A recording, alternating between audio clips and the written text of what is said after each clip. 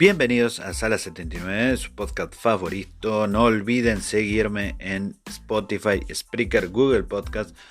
Y también pueden buscarme en Instagram, @eledu_de_la_gente, donde podré contestar todas sus dudas, escuchar sus recomendaciones y si quieren recomendarme sus podcasts para que yo los escuche, serán bienvenidos. Y si alguno tiene dudas de cómo hacer su propio podcast, también puede comunicarse conmigo por ese medio y con gusto trataré de ayudarlos. No soy un profesional ni mucho menos, pero sé que podré darles algunas ideas para por lo menos empezar con este hermoso mundo del podcast. Sin más que decir, comenzamos con la historia del día de hoy, que probablemente sea una de las historias sin resolver que más ha dado que hablar en todo el mundo, ¿no? Y ha sucedido en el año 1872.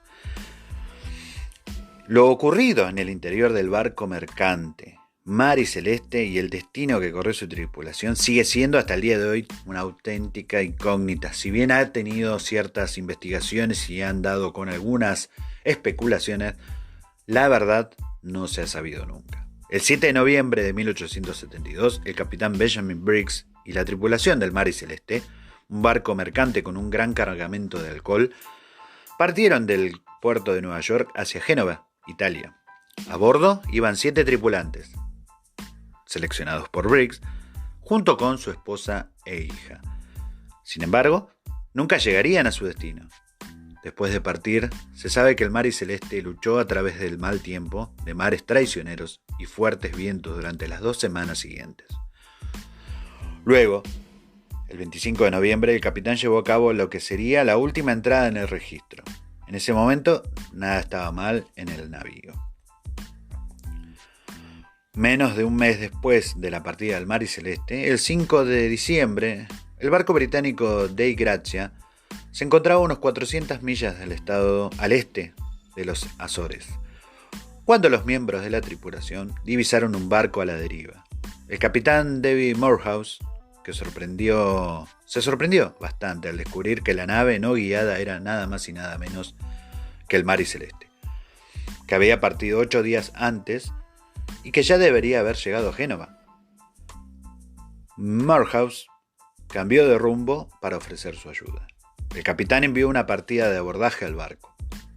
Cuando llegaron, debajo de las cubiertas, las cartas del barco parecían haberse arrojado por los aires y las pertenencias de la tripulación todavía estaban en sus habitaciones. El único bote salvavidas del barco había desaparecido y una de sus 2 bombas se había desmontado. En el interior había varios centímetros de agua chapoteando en el Sentina, el punto más bajo de la nave que se encuentra debajo de la línea de flotación, aunque la carga de 1.701 barriles seguía prácticamente intacta. Había un suministro de unos 6 meses de comida y agua, pero ni un alma para consumirlo. Así nació uno de los misterios más duraderos de la historia náutica. ¿Qué pasó con las 10 personas que habían navegado a bordo del Mary Celeste? A lo largo del tiempo, la falta de hechos reales solo ha estimulado la especulación sobre lo que podría haber sucedido. Las teorías que ahora veremos, ¿no?, han abarcado desde un motín hasta monstruos marinos. Finalmente, una investigación que tuvo lugar hace unos años trató de arrojar algo de luz a toda la situación que ha padecido el Mary Celeste. Un trabajo basado en tecnología marítima moderna y documentos descubiertos en los últimos tiempos que trataron de reconstruir el escenario más probable. Esto es todo lo que se ha dicho, ¿no? Una de las teorías es, por ejemplo, ¿no?, que el barco estaba perfectamente en condiciones de navegar y tenía para 6 meses de comida y agua a bordo. Sabiendo ya que las pertenencias de la tripulación todavía estaban intactas y además un capitán solo abandonaría el barco en las circunstancias más difíciles, y ciertamente no parecía existir ese escenario. Una de las teorías que tiene que ver con el alcohol. Bajo este argumento, ¿no?, la tripulación habría bebido y posteriormente amotinado. Sin embargo, no hubo señales de violencia, entonces esta teoría ya quedaría descartada. Pero también hay quienes creen que el barco debió ser pasto de piratas. Pero tampoco había objetos de valor perdido. Y en una breve historia de Arthur Conan Doyle, sobre el tema de que detallaba un ex esclavo que capturaba la nave, no podrían haber sido él en todo caso, porque en realidad, ¿qué hubiera pasado? O sea, ¿dónde están él y todos los demás tripulantes? Si el resto de teorías podría tener algún resquicio de veracidad, existen otras mucho más inverosímiles, como la de los monstruos marinos, un calamar gigante incluido, ¿no? En los cuales en esos tiempos se conocía como el Kraken. También se habló de desastres naturales como posibles trombas de agua. Y en este último caso podríamos incluir la posibilidad de un terremoto en el fondo del mar, o sea, un maremoto, que pudo ser la causa de la suficiente turbulencia en la superficie para dañar parte de la carga del Mari Celeste, liberando vapores tóxicos. El temor de una inminente explosión podría haber llevado a Briggs a decidir, ¿no?, el abandono del buque. De hecho, las escotillas descubiertas sugieren que hubo una inspección e intento de airear el área para evitar posibles emanaciones de gases tóxicos o intoxicaciones en todo caso.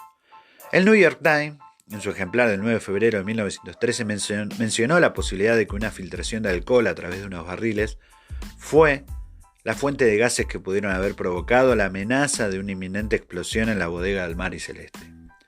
Sin embargo, ninguna de estas teorías parecen ser definitivas. Tal vez la más plausible es la de los vapores de alcohol que habían reventado la tapa de la escotilla. Luego, temiendo un incendio, la tripulación abandonó el barco. Sin lugar a dudas, como decíamos antes, en 1884, Arthur Conan Doyle escribió su cuento Jepson's Statement, basado en la historia del Mari Celeste. La publicidad del mismo llevó a una nueva investigación del barco, pero tampoco se encontraron nuevas soluciones. En el año 2002, la documentalista Anne McGregor comenzó a investigar y, usando varios métodos modernos, reconstruyó la deriva del barco fantasma y dedujo que el capitán tenía una brújula defectuosa y estaba irremediablemente fuera de rumbo. El Mari Celeste estaba a más de 140 kilómetros del oeste de donde debería haber estado. El capitán luego cambió su rumbo hacia las islas de Santa María, en las Azores, y probablemente buscaba refugio del clima que se encontró. Hasta aquí todo bien, pero esto no haría que un capitán abandone su barco. Sin embargo, McGregor también se enteró de que el barco se había reacondicionado hacía poco tiempo y que el polvo de carbón y los desechos de la obra probablemente habían obstruido las bombas que extraían el agua. Y así, si las bombas no funcionaban, no hay forma de bombear el agua que podría llegar a la sentina del barco, por lo que el capitán Briggs podría haber decidido que con el barco fuera de rumbo y probablemente cerca de algún tipo de terreno, la tripulación debería reducir los riesgos y simplemente intentar salvarse abandonando el barco y dirigiéndose hacia tierra. Quizás, porque es la última de las teorías basadas en las posibilidades que ofrecen las nuevas tecnologías, podría ser la más cercana a la realidad. La versión de McGregor no es universalmente aceptada, ni siquiera definitivamente demostrable, pero al menos se alinea con la evidencia, por ejemplo de la bomba desmontada, y de una manera u otra, de teorías que no lo hacen, que no se ven tan ciertamente efectivas como la de McGregor. ¿Qué sucedió ese día? Solo el capitán Briggs lo debe saber, o lo supo. O quizás lo sabe. Quizás se hayan encontrado con algún tipo de portal y haber ido a otra dimensión. Uno nunca sabe lo que puede pasar en el vasto terreno del mar. Mi nombre es Omar Eduardo Jiménez y esto ha sido Sala 79, un podcast de Argentina para el mundo.